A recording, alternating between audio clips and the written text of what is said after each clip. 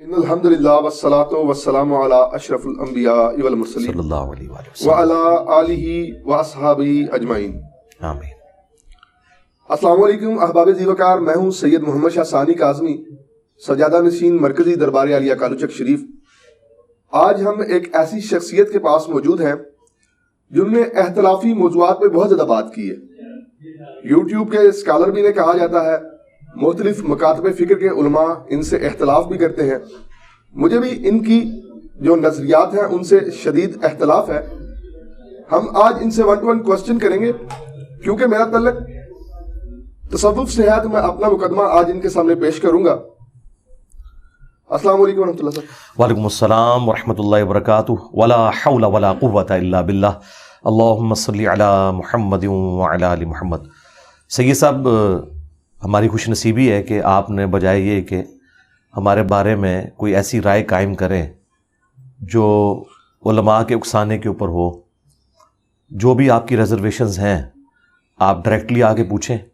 یہ بڑی خوشی کی بات ہے کہ آپ نے جرأت دکھائی ہے، ایک گدی نشین ہوتے ہوئے بھی آپ نے اپنا موقف ہمارے سامنے رکھنے کی، اور ہمارا موقف قرآن و سنت کی دلائل کی روشنی میں آپ پوچھیں۔ انشاءاللہ ہم جہاں پر آپ کی بات ریزنیبل ہوگی ایکسیپٹ کریں گے، اور جہاں پر اختلاف ہوگا وہ آپ کو قرآن و سنت کی روشنی میں انشاءاللہ جی جزاک اللہ سر۔ اچھا سر، سب سے پہلے میرا آپ سے سوال ہے کہ صوفیاء نے، ہم نے شروع سے ہی سنا ہے اور ہندوستان کی تاریخ کی کتب اٹھا کر بھی آ کے دیکھیں تو یہاں پہ تبلیغ اسلام کے بارے میں صوفیاء کی کافی خدمات ہیں۔ میں نہیں کہتا وہ معصوم تھے، غلطیاں واقعتاً ہوئی ہیں، اور زیادہ تر جو غلطیاں آپ ہائی لائٹ کرتے ہیں وہ بعد میں آنے والے لوگوں نے ہائی لائٹ کی ہیں، انہوں کے معاملے میں ہوئی ہیں۔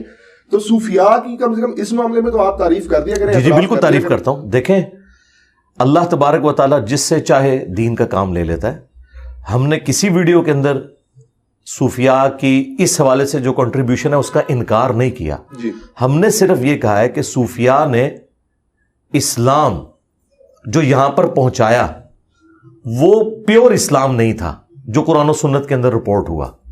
اور ہم اپنے دعوے کی دلیل میں صوفیاء کی جو ٹیکسٹ بکس ہیں جن کو وہ کوٹ کرتے ہیں کہ یہ ہمارے نظریات ہیں، ان کو ہم قرآن و سنت پہ پیش کر کے آپ کو بتا سکتے ہیں۔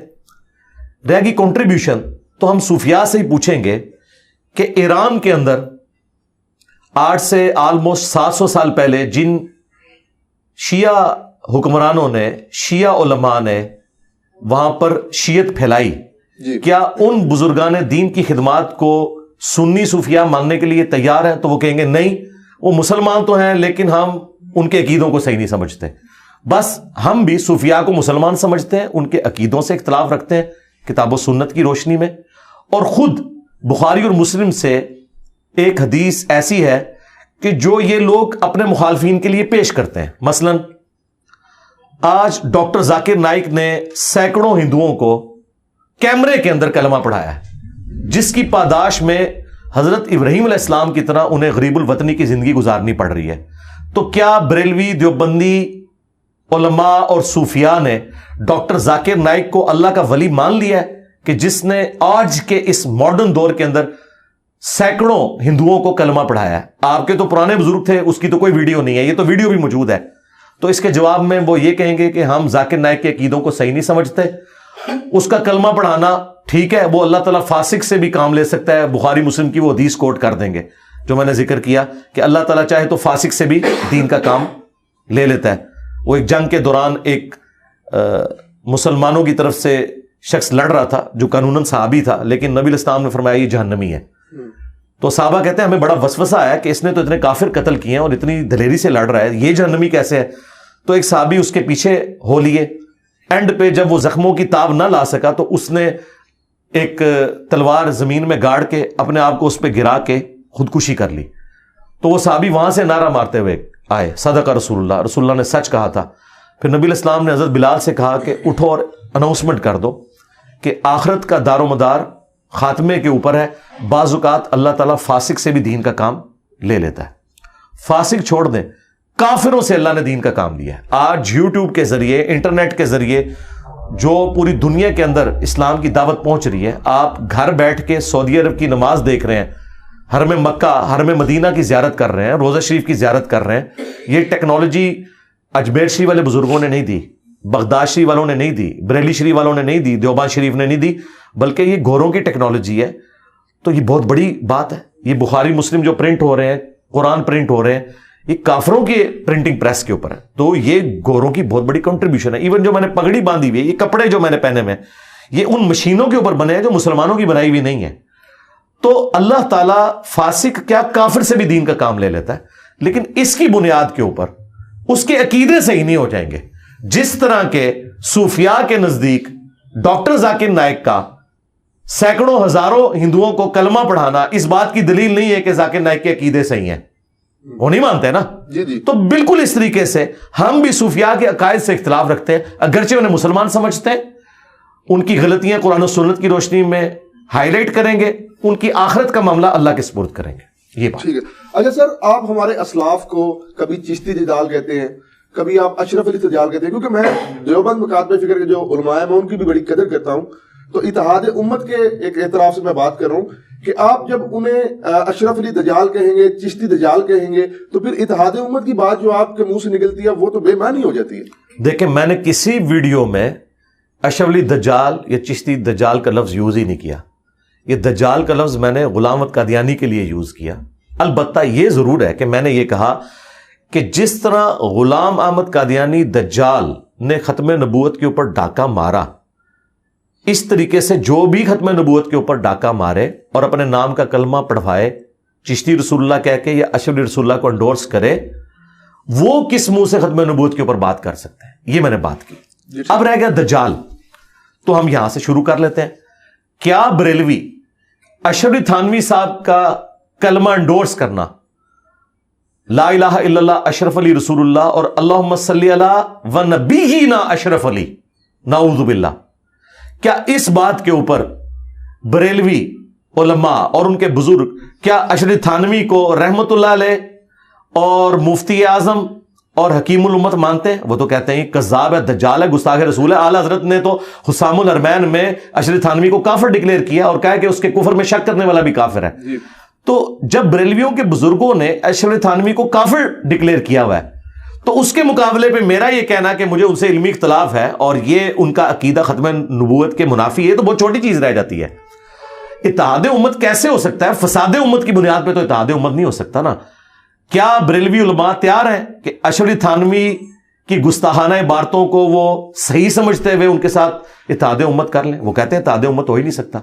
इसी तरीके से देवबंदी भी बरेलवियों के साथ कभी भी इत्तेहाद उम्मत नहीं कर सकते, क्योंकि अल मुहन्नद अल मुफन्नद में उनके बुजुर्गों ने इन्हें शैतानी लश्कर कहा हुआ है। मैं इत्तेहाद उम्मत की जो बात करता हूं ना, ये बिल्कुल डिफरेंट है। हमारे नजदीक इत्तेहाद उम्मत ये है कि अपने अपने बुजुर्गों को छोड़ दो, उस शख्स के साथ अपनी निस्बत जोड़ो जिसकी कब्र मदीने में है सल्लल्लाहु अलैहि वसल्लम। अगर बुजुर्ग भी पकड़ के रखोगे और पैरेलल में कहोगे हम कुरान और सुन्नत को भी माने, तो या बुजुर्ग बचा लो या कुरान और सुन्नत बचा लो। यह हो नहीं सकता कि इस्लाम की बुनियाद जिस कलमे के ऊपर है, उस कलमे के ऊपर कोई डाका मारे और हम कहें कि ठीक है वो तसव्वुफ की मार्फत की बातें हैं, चिश्ती रसूलुल्लाह या सुबहानी मा आज़म शअनी या लिवाई आज़म मिन लिवाई मोहम्मद, मेरा झंडा मोहम्मद के झंडे से बड़ा होगा। आप ये अकीदा रखें, आपके तो नक्शबंद सिलसिले के बुजुर्ग हैं वो बायजीद बुस्तामी, आपके हम ये अकीदा भी रखें और पैरेलल में आप हमारे साथ इत्तेहाद उम्मत करें। इत्तेहाद उम्मत तो होगा, उम्मत किसकी है? बायजीद की, अशरफ थानवी की या मोहम्मद रसूलुल्लाह की? पहले तो ये डिसाइड करें।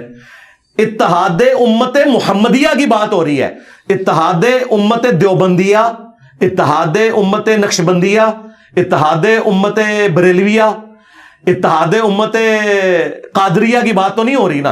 उम्मत तो उस शख्स की है जिसकी कब्र मदीने में है, जो शख्स उसके साथ गद्दारी करे, ठीक है, उसकी अजमत अपने खाते में डलवाए, तो हम उसके साथ कैसे इत्तेहाद करें? हमारा झगड़ा यह है कि इन बुजुर्गों की किताबों में गुस्ताखाना इबारतें और इनके मानने वाले उन गुस्ताखियों को ओन करते हैं और वो कहते हैं ठीक लिखे, आपको समझ नहीं आई। हम कहते हैं आप हमें ना समझाएं, अपनी पब्लिक को जस्टिफाई करें।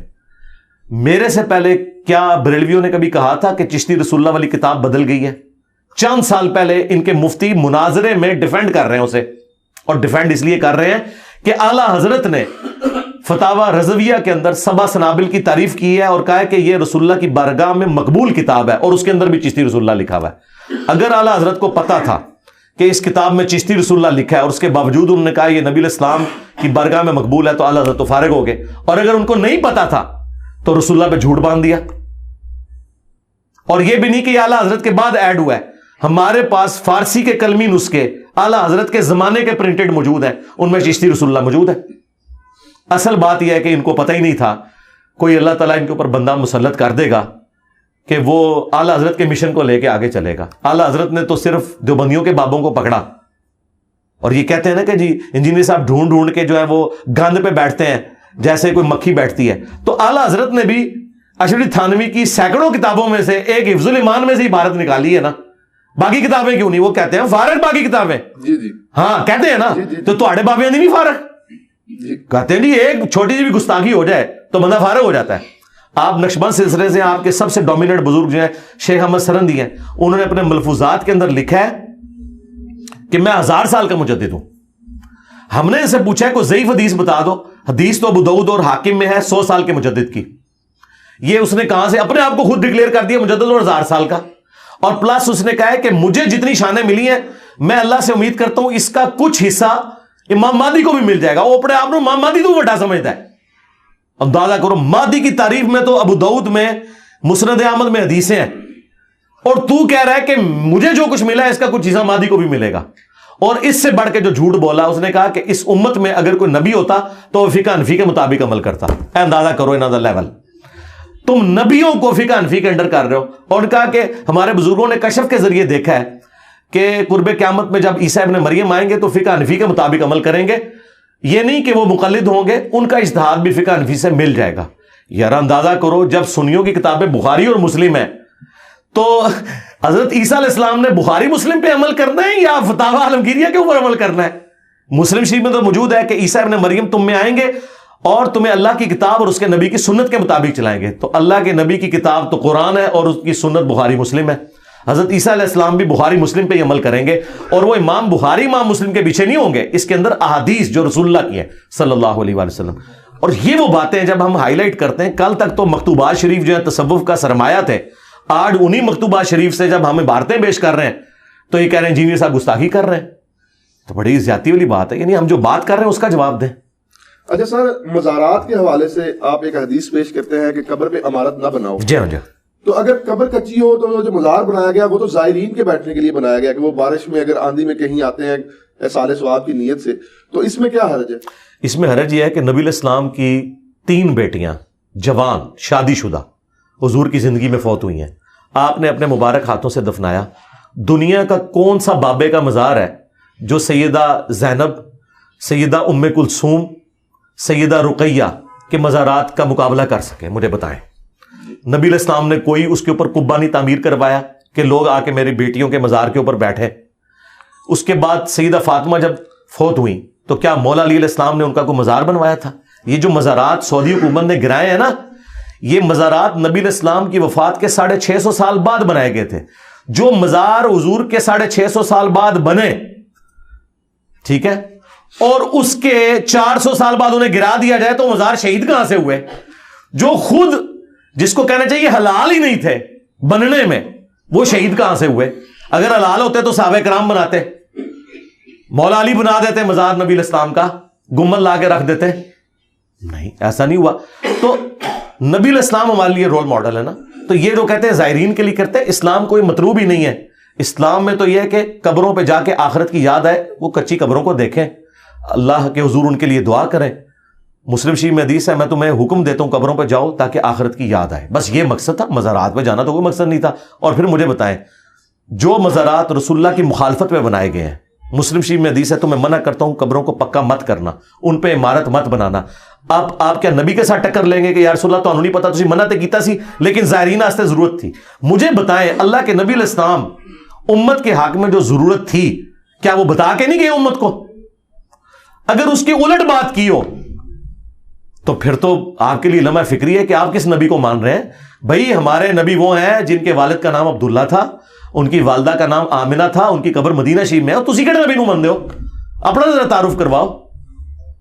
جدھر لوکی کلمہ پڑھتے او محمد اور ہاں تو تسی دسو کیڑے محمد نو مانتے ہو؟ اس محمد کو کہ جس کی کتاب قرآن ہے اور اس کے ماننے والوں نے بخاری مسلم لکھ کے ان کی سنتیں امت تک پہنچائیں، یا کسی اور محمد کو مانتے ہیں؟ پہلے تو ہم یہ کلیئر کریں گے کہ آپ کس محمد کو مانتے ہیں صلی اللہ علیہ وآلہ وسلم.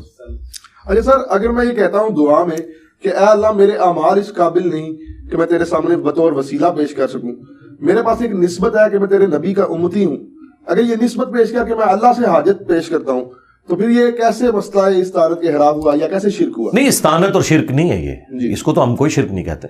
استعانت تو یہ نہیں، وسیلہ بالکل ڈیفرنٹ چیز ہے جی. پہلی بات یہ ذہن میں رکھیں، اردو زبان ہم سب کو آتی ہے جی.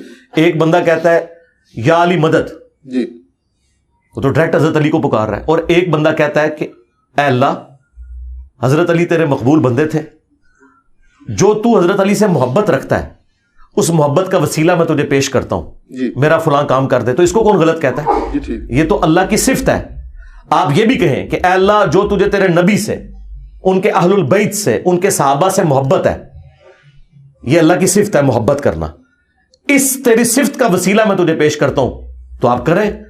قرآن میں آیا وَلِلَّهِ الْأَسْمَاءُ الْحُسْنَى فَادْعُوهُ بِهَا، اللہ کے لیے اچھے نام ہیں، اس کے ناموں کے ذریعے. تو یہ اللہ کی ایک صفت ہے کہ وہ اپنے پیغمبروں سے محبت کرتا ہے، ان کے اہل البیت سے محبت کرتا ہے. لیکن ان ہستیوں کو آپ نہ پکاریں، وہ ایاک نعبد و ایاک نستعین کی وائلیشن ہے.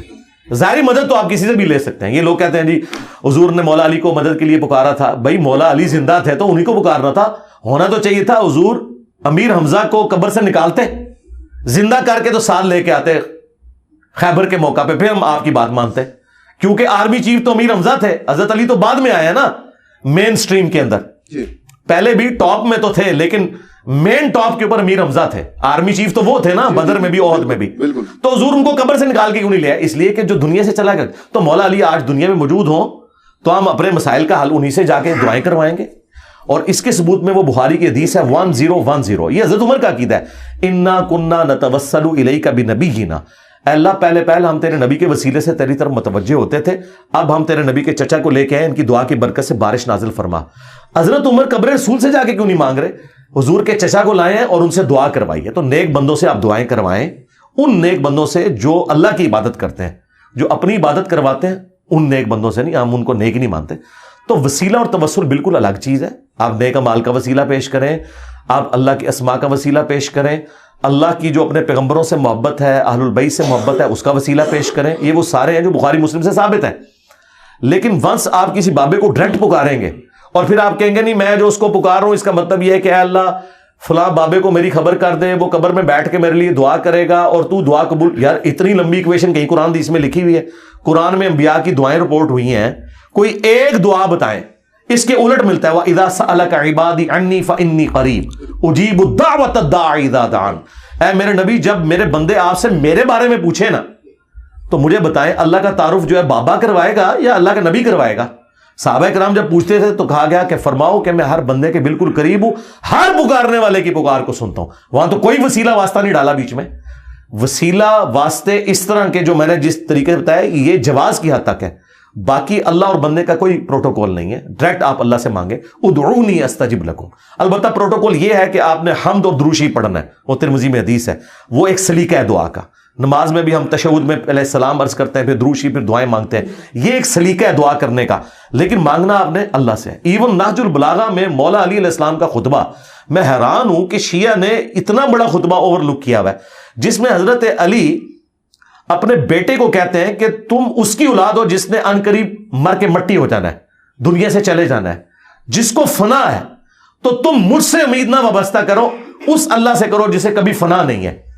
اور بیٹا حسن یاد رکھنا اللہ کی بارگاہ وہ دربار ہے جس نے اپنا کوئی دربان بھی نہیں رکھا ہوا، تم ڈائریکٹ اس سے مانگو. مولا علی تو حسن کو نہیں کہہ رہے کہ منو وچ پا، تو منو دسو جنہوں نے اہل البیت نو وچ پایا ہوا ہے، نبیوں نو وچ پایا ہوا ہے، اے مولا علی دے شیعہ نے یا بنو امیہ دے شیعہ نے؟ مولا علی تو حسن کو کہہ رہے کہ منو نہ وچ پائی میں تو مر جانا ہی. او زندہ ہی وہ کول منگی اور اس کا کوئی دربان بھی نہیں کہ اس نے کوئی پہرے دار مقرر کیا ہے کہ اجازت لے کے اینو وچ پاؤ گے تو سنے گا، ویسے نہیں سنے گا. انہیں کا کوئی پروٹوکول نہیں، ڈائریکٹ اللہ سے مانگ. اہل البیت کی جتنی دعائیں شیعہ کے ہاں ملتی ہیں یا قرآن میں جو انبیاء کی دعائیں ہیں یا اہل سنت کے ہاں نبی الاسلام کی دعائیں ہیں، کسی میں کوئی واسطے وسیلے نہیں ہے.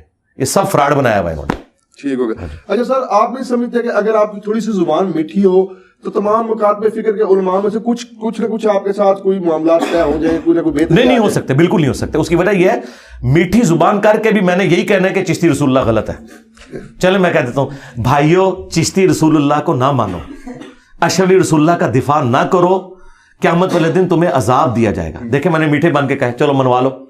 اچھا آپ ایک بات کہتے ہیں جی, اس پلیٹ فارم سے یہ بات ہوئی, یہ پلیٹ فارم ادھر سے میں نے ڈنکے کی چوٹ پہ یہ بات کی, یہ پلیٹ فارم ہے جو قرآن و حدیث پہ کھڑا ہے, غدیر ہم پہ کھڑا ہے. الحمدللہ میں کیسے یہ مان لوں کہ 3.25 ارب مسلمانوں میں سے جیلم کا ایک انجینئر ہے وہی حق ہے؟ نہیں, میں باقی لوگوں کو کون سا کافر کہہ رہا ہوں, میں تو صرف یہ کہہ رہا ہوں کہ اس پلیٹ فارم سے قرآن کی توحید بیان ہو رہی ہے, تو اس کو غلط ثابت کرنے کے لیے آپ یہ بتائیں کہ قرآن میں یہ نہیں لکھا ہوا جو تم بیان کر رہے ہو. یعنی آپ بتائیں کہ قرآن میں نہیں لکھا ہوا اَمَّن یُجِیبُ الْمُضْطَرَّ اِذَا دَعَا, شیعہ کے صبح شام کے اذکار میں یہ دعا ہے, قرآن میں لکھی ہوئی ہے سورۃ النمل آیت نمبر 62. بھلا بتاؤ تو کون سی ہستی ہے کہ وہ اضطراب میں گھرے ہوئے شخص کی فریاد کو سنتا ہے اور اس سے اس کی تکلیف کو دور کر دیتا ہے اور تمہیں تمہارے ماں باپ کے بعد دنیا پہ خلیفہ کرتا ہے؟ کیا اللہ کے ساتھ بھی اور کوئی الہ ہے؟ الہ مع اللہ. وہاں تو ہونا چاہیے تھا کہ بھئی ہم تو مستقل بذات کے بغیر مانے ہوئے ہیں اور ہم جو ہے وہ عطائی مانے ہوئے. اللہ تعالیٰ کہہ رہا ہے کہ میرے ساتھ تو کوئی اور الہ ہے ہی نہیں جس سے تمہاری مشکل کو دور کر سکے, تم نے مانگنا مجھ سے. تو ہم یہ پلیٹ فارم کی جب بات کرتے ہیں تو ہمیں جھوٹا ثابت کریں نا, ہمیں کہیں کہ ہاں یہ دنیا میں پلیٹ فارم ہے فلاں کہ جو انجینئر صاحب واقعی قرآن بخاری مسلم بیان کر رہے ہیں جس طرح آپ کر رہے ہیں, تو سرکار اگلا سورج طلوع نہیں ہوگا میں اس کو دعوت دوں گا کہ ادھر آ کے بیٹھے, یہ لے بنی بنائی گدی, لیکن چندہ ہندہ کوئی نہیں جے, ہاں ایسے نہیں رکھنا, ایک گدی ہو جائے جیڑی اپنی جیب ہی ٹھیلی کرائے گی جے, ہاں تو ہم لبنا کچھ نہیں دے چوں, میں تو ایتھے بٹھاواں گا. تو یہ جو پلیٹ فارم میں بات کرتا ہوں اس کے بعد میں کچھ چندہ تو نہیں مانگتا. لوگ جب کوئی اپنا کارنامہ پیش کرتے ہیں نا تو اس کے بعد کہتے ہیں دیکھو یہ کارنامہ ہے لہٰذا ہم دین کا کام کر رہے ہیں, یہ اکاؤنٹ نمبر ڈسپلے ہوا ہے. ہم کہتے ہیں آؤ تمہیں کھلائیں گے, چندہ نہیں لیں گے, اپنی جیب سے کھلائیں گے. تو ہم اس سسٹم کے بینیفیشری کوئی نہیں ہے. کہہ رہے اس لیے کہ دکھائیں اہل بیت کا دفاع کس نے کیا ہے. جو لوگ یزید کو رحمت اللہ علیہ کہیں, ٹھیک ہے, اعلیٰ حضرت کی جرت نہیں ہوئی ہے, انہوں نے کہا کہ میں یزید کے بارے میں خاموشی اختیار کروں گا کیونکہ امام حنیفہ خاموش تھے. ٹھیک ہے, تو اعلیٰ حضرت کے ماننے والے یزید کو گالیاں کیوں نکال رہے ہیں؟ وہ کہتے ہیں وہ اس لیے نکال رہے ہیں کہ اعلیٰ حضرت نے کہا تھا کہ اگر یزید کو کوئی برا کہے گا ہم اسے روکیں گے نہیں, خود کہیں گے نہیں. تے دسو نا کہ اعلیٰ حضرت جڑا انہیں ہی برا کہندے, تسی اعلیٰ حضرت مسلک تے پھر نہیں ہو. اعلیٰ حضرت کا تو مسلک ہے خاموشی, ٹھیک ہے, تو پھر غدیر خون پہ اعلیٰ حضرت تو نہیں کھڑے, ہم کھڑے ہیں, کیونکہ مسلم شریف میں حدیث ہے میں تمہیں اللہ کا خوف دلاتا ہوں اپنے اہل البیت کے معاملے میں. اس زمانے میں خوف یہ تھا کہ آپ اہل البیت کا ساتھ دیتے, اور آج یہ ہے کہ اہل البیت کے دشمنوں کو آپ ننگا کریں, یہ تو آپ کی جرت نہیں ہے. ٹھیک ہے, شیخ احمد سرندی وہ بھی دیکھ لیں, وہ یزید کے والد کا دفاع کرتے ہیں, جھوٹا دفاع کرتے ہیں. امام غزالی وہ یزید کا جھوٹا دفاع کرتے ہیں. وہ ہمارے استاد مولانا اسحاق صاحب کہا کرتے تھے کہ جب امام غزالی یہ کہہ رہے تھے احیاء العلوم میں کہ واقعہ کربلا ڈسکس نہیں کرنا چاہیے, اس میں بڑی ہستیوں کے نام آئیں گے, تو اس کا تو مطلب ہے چور کی داڑھی میں تنکا. ہاں پتہ ہے تم لوگوں نے, تمہارے بڑوں نے کام ڈالا ہے, ڈسکس کرو اور بتاؤ سچ کیا ہے. سچ نہیں بتا سکتے, کیسے بتائیں کہ یہ انسانی تاریخ میں نہیں ہوا کہ کوئی نبی فوت ہو اور اسے قبر میں گئے 50 سال ہو اور اس کی امت اسی کے دین کے نام کے اوپر اسی کی اولاد کو ذبح کر دے. ٹھیک ہے, واقعہ کربلا جی یہ وہ واقعہ جو قیامت تک آپ کو ہانٹ کرے گا, اس سے آپ جان نہیں چھڑا سکتے. تو میں جو دعویٰ کرتا ہوں میں غدیر خون پہ کھڑا ہوں تو اہل البیت کا دفاع کر رہا ہوں, اور مجھ سے زیادہ کسی نے زندگی میں نہیں کہا ہوگا کہ یا علی مدد کہنا شرک ہے. علی کا اتنا بڑا شیعہ ہو کے ہر لیکچر میں کہے کہ یا علی مدد شیعہ ہے, تو پھر میں ڈنکے کی چوٹ پہ کہتا ہوں کہ علی ولی توحید بھی ہمارے اندر ہے اور اہل البیت کا دفاع بھی ہمارے اندر ہے. اس طرح کا کہیں ہے تو ہمیں دکھائیں, ہم اپنی سیٹ پہ بٹھائیں گے. لوگ اہل البیت کا دفاع بھی کرتے ہیں تو صحابہ کرام پہ لعنت شروع کر دیتے ہیں, اس ایکسٹریم کو نکل جاتے ہیں. اگر کوئی لعنت نہیں کرتا تو توحید میں وہ بابوں کو پکارتا ہے. تو اللہ کے فضل سے ہم غدیر خم پہ کھڑے ہیں الحمدللہ. اچھا سر, آپ پرانے مردے اکثر اکھاڑتے ہیں, حسام الحرمین میں کیا لکھا ہے, المہند المفند میں کیا لکھا ہے. یہ فساد کے زمرے میں نہیں آتا, مطلب ہمارے ملک کی حالات بھی اس چیز کی اجازت نہیں دیتے کہ آپ دوبارہ ایسے لوگوں کو جو دوبارہ آپس میں ملنا شروع ہو گئے تھے تو آپ انہیں دوبارہ جناب ایک دوسرے کو مخالف کر رہے ہیں. بہت اچھی بات ہے. اگر تو ایسا ہو گیا تو سب سے پہلے بریلویوں سے کہیں کہ حسام الحرمین سے اعلان برات کریں. مفتی منیب الرحمان صاحب ٹی وی پہ آ کے کہیں کہ آج کے بعد حسام الحرمین کی پرنٹنگ بند, چونکہ یہ گڑا مردہ ہے، ہم اسے نہیں اکھاڑیں گے. اور جتنے نسخے اسامہ الارمین کے موجود ہیں جو میں نے بھی حوالے کے لیے استعمال کے رکھے ہوئے ہیں، میں بھی مفتی صاحب کو نا ڈاک میں بھیج دوں گا. ان سب کو لگائیں آگ. اور دیوبندی بھی جتنی المحنت پرنٹ کر رہے ہیں آج کی ڈیٹ تک ساری ریٹریو کریں، یہ آج تک پرنٹ کریں، اپنے کورسز میں لوگوں کو بتائیں. تو مجھ سے ڈیمانڈ کیوں کر رہے ہیں؟ یا تو ہو نا کہ میں نے کسی غار سے المحنت دریافت کی، ٹھیک ہے، اور کسی کنویں سے میں نے اسامہ الارمین نکال لی جو کہ آپ دفنا چکے تھے، ایک ہی نسخہ تھا دنیا میں، اور میں نے لا کے اس کا PDF رکھ کے تو گوگل پہ چڑھا دیا، پھر تو میں مجرم ہوں. جناب الیاس قادری باپا جانی، جنہیں پاکستان میں ہماری ایجنسیز کی طرف سے یہ سرٹیفکیٹ دیا گیا سب سے پرامن جماعت ہے، ٹھیک ہے، پتہ نہیں ایجنسیاں کون سی ایجنسیاں ہماری، اس جماعت کو پرامن کہہ رہے ہیں کہ جس کے امیر نے اناؤنسمنٹ کی ہے کہ میرا مرید وہ ہے جو اسامہ الارمین کو پڑھے اور اس پہ عمل کرے، جس میں دیوبندیوں کو کافر لکھا ہوا ہے، سارے دیوبندیوں کو اور ان کے بڑے بزرگوں کو. اور الیاس قادری صاحب نے باقاعدہ سائن کیے ہوئے اور مکتبۃ المدینہ چھاپ رہا ہے اسامہ الارمین، اور اس جماعت کے امیر کو کہہ رہے ہیں امن کی جماعت ہے. کڈی وڈیا یہ تضاد ہے، جو پاکستان اور انڈیا کے کروڑوں دیوبندیوں کو کافر سمجھیں اور لکھ کے دیں ہر مرید کو کہ اس کتاب پہ تم نے عمل کرنا ہے اور ان کو کافر سمجھنا ہے، وہ پرامن جماعت کہاں سے ہوئی؟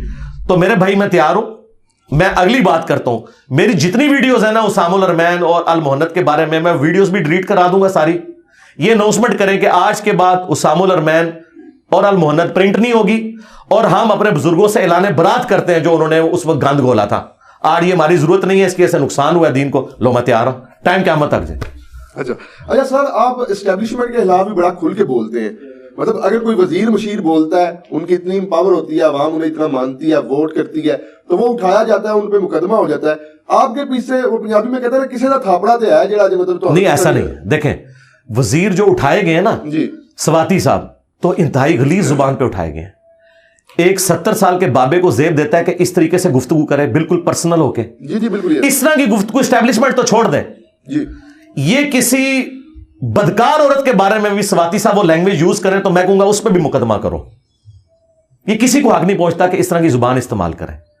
شہباز گل کی زبان کے اندر جو زہر گھلا ہوا ہے جی، یہ وہ میرے مخالفین کے بارے میں بھی استعمال کریں تو میں کہوں گا شہباز گل کے اوپر FIR کاٹو. یہ طریقہ ہے بات کرنے کا.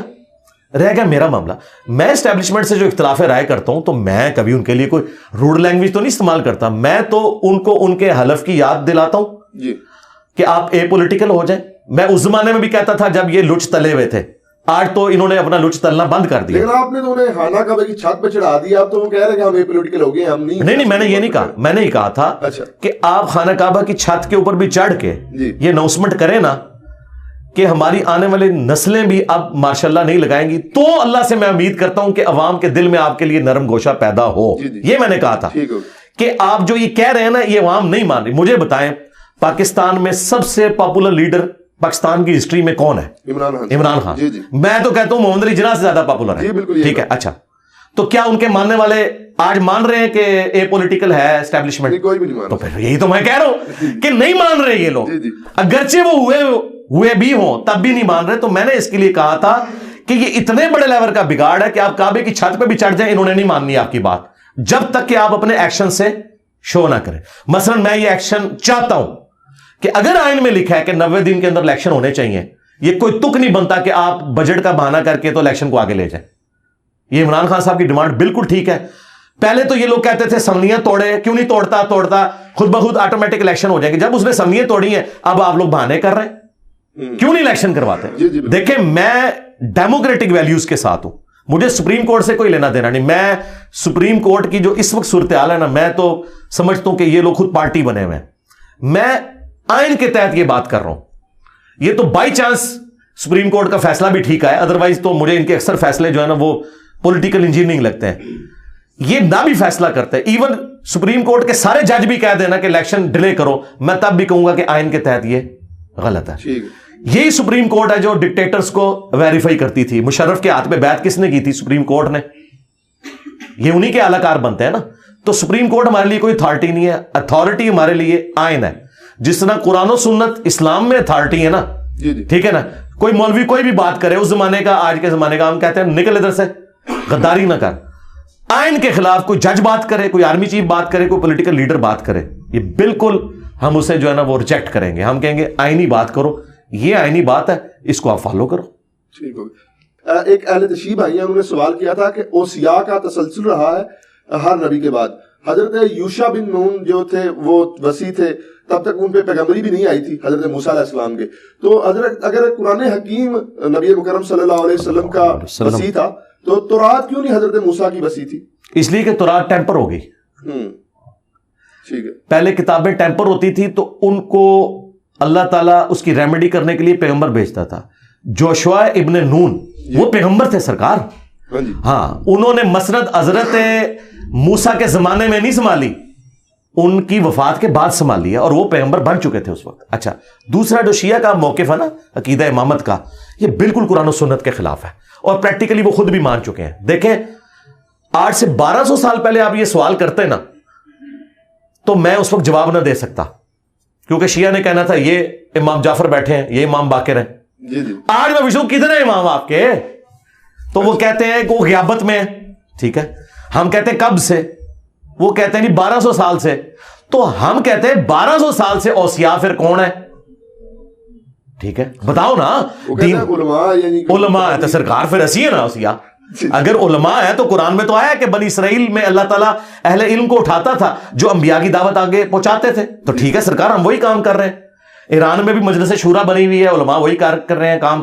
امام خمینی نے وہی کام کیا, خامنائی صاحب وہی کر رہے ہیں, سستانی صاحب وہی کر رہے ہیں, تقی عثمانی صاحب وہی کام کر رہے ہیں. تو یہ اوصیاء ہے نا. لیکن یہ وہ اوصیاء ہیں جو قرآن و سنت سے بتائیں گے فَإِن تَنَازَعْتُمْ فِي شَيْءٍ فَرُدُّوهُ إِلَى اللَّهِ وَالرَّسُولِ. سیدھی سی بات ہے, اگر معاملہ اس طرح کا معاملہ ہوگا تو پھر اللہ اور اس کے رسول کی طرف پلٹایا جائے گا. اور میں آپ کو بتاؤں, علمی اختلاف زندگی میں مولا علی سے ان کے بیٹوں نے کیا. مسلم شریف میں حدیث ہے, ولید بن عقبہ نے فجر کے 4 فرض پڑھا دیے تھے. جی بالکل, شراب پی کے. ہاں, بخاری میں بھی اس کا حصہ حضرت عثمان والے چیپٹر میں ہے, مسلم میں تفصیل ہے. وہ شکایت پہنچی, حضرت عثمان نے کہا کہ لوگ یہ باتیں کر رہے ہیں کہ میرا یہ ستیلا بھائی ہے تو میں ایسے بچا لوں گا, تو ایسا نہیں ہوگا. حضرت علی چونکہ چیف جسٹس تھے تو انہوں نے حضرت علی سے کہا کہ ٹھیک ہے آپ اس کے اوپر حکم جاری کریں. 80 کوڑے حضرت عمر لگواتے تھے, نبی اسلام نے 40 لگوائے. تو حضرت علی نے کہا ٹھیک ہے حسن اٹھو اور کوڑے لگاؤ. تو حضرت حسن نے حضرت علی سے کیا کہا, انہوں نے کہا کہ جو اس کی میٹھی کھاتا ہے وہی کڑوی چکھے. بالکل ٹھیک ہے, باپ کی بات نہیں مانی. Point to be noted. ٹھیک ہے, کیوں نہیں مانی؟ انہوں نے کہا کہ یار یہ بنو امیہ سے ہے, ہم بنو ہاشم سے ہیں. لگایا حضرت عثمان نے خود. کوڑا جب مجھ سے مروائیں گے تو یہ تو خاندانی تعصب آ جائے گا, قبائلی سسٹم, تو ہمیں نہ ڈالے. یہ بنو امیہ ہی لگائے اس کو کوڑے, جنہوں نے یہ تحفہ ہم پہ مسلط کیا ہے. حضرت علی نے کوئی برا نہیں مانا. آپ نے اپنے جو بیٹا تھا دوسرا, انڈائریکٹلی اسما بنت امیس سے تھا چونکہ ان سے نکاح کر لیا تھا, عبداللہ ابن جعفر جو بھتیجا بھی لگتا تھا, انہیں کہا تو 40 کوڑے لگوائے اور کہا کہ بس 40 میں رک جاؤ. حضرت عمر 80 لگواتے تھے, حضور نے 40 لگوائے, حضرت بکر بھی 40 لگوائے. میں 40 دونوں کو صحیح سمجھتا ہوں لیکن 40 پہ ایک تو ادھر بھی 40 کی ویو آف کر دیا. ورنہ میرے صحابی تے 80 لوانے چاہیے تھے سن, کہ حضرت عثمان دا نام لے کے تو ویچ کے اللہ دے بندیا خلافت نو بدنام کر رہا ہے. لیکن حضرت علی نے کہا نہیں یار چھوڑ دو, مطلب یہ نہ ہو کہ کوئی خاندانی تعصب نہ آ جائے. تو علمی اختلاف ہو سکتا ہے کسی معاملے میں, یہ کوئی ایسا ایشو نہیں ہے. اس زمانے میں بھی لوگ ایک دوسرے کے ساتھ کرتے تھے, آج بھی علمی اختلاف کریں, آپ بتائیں اپنے معاملات کو. تو شیعہ کا جو یہ موقف ہے نا کہ اماموں سے پوچھنا ہے تو ٹھیک ہے, امام محمد مہدی علیہ السلام کو اگر سامنے نہیں لا سکتے, وہ نہیں آنا چاہتے, تو ہم نے ان کو ریکویسٹ کی تھی کہ آپ ہمیں واٹس ایپ نمبر دے دیں, موبائل نمبر دے دیں. تو انہوں نے کہا آپ نے گستاخی کر دی. گستاخی کہاں سے ہوگی؟ آج کے دور میں یہی بات ہوگی نا. مثلا آپ کہتے ہیں کہ فلاں عالم سے مسئلہ پوچھو, تو میں آپ سے کیا کہوں گا کہ اس کا یوٹیوب چینل بتائیں. آپ کے نہیں ہے تو میں کہوں گا واٹس ایپ نمبر دیں. مزاروں کے ایڈریس نہیں آپ بتاتے, اس میں توہین کہاں سے ہوگی؟ میں تو کہتا ہوں کہ اللہ کے نبی علیہ السلام دنیا میں آئے اس وقت تو دعوت کا ذریعہ ہے. آپ کا بھی یوٹیوب چینل ہوگا, آپ بھی لوگوں کو مسائل بتائیں گے, واٹس ایپ گروپس ہوں گے. آج کے کیونکہ اس زمانے میں جتنے لیٹسٹ چیزیں تھیں وہ آپ نے کی. بخاری مسلم میں آتا ہے جب نبی علیہ السلام نے کافروں کو خط لکھے تو صحابہ نے کہا یا رسول اللہ یہ خط آپ کے نہیں, وہ قبول کریں گے, مور لگائیں اس کے اوپر. تو یہ مور نبوت جو آپ دیکھ رہے ہیں نا, یہ نبی علیہ السلام نے اپنی مرضی سے نہیں بنوائی. یہ صحابہ نے کہا یا رسول اللہ واٹس ایپ نمبر بڑھاؤ, نیچے منی جائے گی تھوڑی خط. پھر حضور نے کہا ٹھیک ہے اے میری مور بنواؤ, اور دیکھیں مور کیسی پیاری ہے. محمد سب سے نیچے رکھا ہے, اللہ کو اوپر رکھا ہے. حالانکہ لکھتے آپ تو محمد رسول اللہ عموماً پہلا لفظ اوپر لکھا جاتا ہے, دوسرا نیچے, تیسرا اس سے نیچے, لیکن پرائورٹی آپ نے دیکھی ہے, الٹ لکھا. اصل میں یہ سیدھا لکھا کہ اللہ کا نام اوپر رکھا, محمد رسول اللہ. یہ نبی علیہ السلام نے مور نبوت صحابہ کرام کے مشورے پہ اس لیے بنوائی تھی کہ بخاری مسلم کے الفاظ ہیں, یا رسول اللہ یہ غیر مسلم جو ہیں وہ مور کے بغیر کو خط نہیں قبول کرتے. تو نبی علیہ السلام نے تو نہیں کہا کہ نہیں میرا تو خط فرنجی جائے گا. آپ نے کہا ٹھیک ہے اگر یہ نارمز ہے لے کے جائیں. ایون آپ نے صحابہ کرام سے ٹریننگ دلوائی کہ ان کو وہ دوسری زبانیں سکھائیں کہ جا کے ان سے باتیں کریں. تو نبی علیہ السلام آج موجود ہوں تو انٹرنیٹ بھی یوز کریں گے, سارے معاملات ہوں گے. یہ تو یعنی اس دور کی, اس زمانے میں بھی آپ دیکھیں بخاری مسلم کی حدیث ہے, آگاہ ہو جاؤ طاقت پھینکے ہوئے ہتھیاروں میں ہے. نبی علیہ السلام اس زمانے میں بھی کہتے تھے تلوار چھوٹی طاقت ہے, تیر چلانا سیکھو, کیونکہ دور سے آپ کسی کو کر. آج بھی دنیا مان رہی ہے کہ پھینکے ہوئے ہتھیار جو ہے نا یہ زیادہ طاقت رکھتے ہیں. میزائل کیا ہے؟ تیر ہے آج کا, بالکل پھینکا ہوا ہتھیار ہے نا. سکون سے آپ اپنے ملک میں بیٹھے ادھر سے دوسرے کو اڑا دیتے ہیں. تو قرآن میں آیا کہ پلے ہوئے گھوڑے تیار رکھو کافروں کے خلاف. تو آج تو وہ گھوڑے نہیں ہوں گے, آج تو وہ ٹینک ہوں گے, بلکہ اس سے بھی آگے کی بات ہے, اب تو لیزر گائیڈڈ میزائل ہوں گے. تو اس طرح کی باتیں کرنا یہ کوئی توہین نہیں ہے کسی کی. تو ہم نے یہ کہا تھا کہ بھائی 1200 سال پہلے تو آپ امام کو مل سکتے تھے, آج امام غیابت میں ہے. تو اگر وہ سامنے نہیں آنا چاہتے, کوئی یوٹیوب اپنا چینل بنائے, ہم یوٹیوب سے کوشچن پوچھتے ہیں, وہ ہماری رہنمائی کریں. ہم تیار بیٹھے ہوئے ہیں سرکار, ہم تو اہل بیت کا دفاع کر رہے ہیں. اور میں آپ کو بتاؤں یہ دعوے کرتے ہیں کہ فلانا امام جڑا ہے امام مہدی نو ملیا ہے. سرکار امام مہدی اگر دنیا میں موجود نے, اگر انہوں نے کسی کو ملنا ہے نا تو سب تو سوٹیبل بندہ میں جائے. ہاں سرکار جو سب سے زیادہ اہل بیت کے لیے کھڑا ہوا ہے, اور بنو امیہ کی اس نے غلطیاں سنیوں کی کتابوں سے ہائی لائٹ کر دی ہیں, کیونکہ بنو امیہ کے جو ڈیفینڈر ہیں اور دفاع کرنے والے تو سنی ہیں, شیعہ تو نہیں تو دفاع کرتے.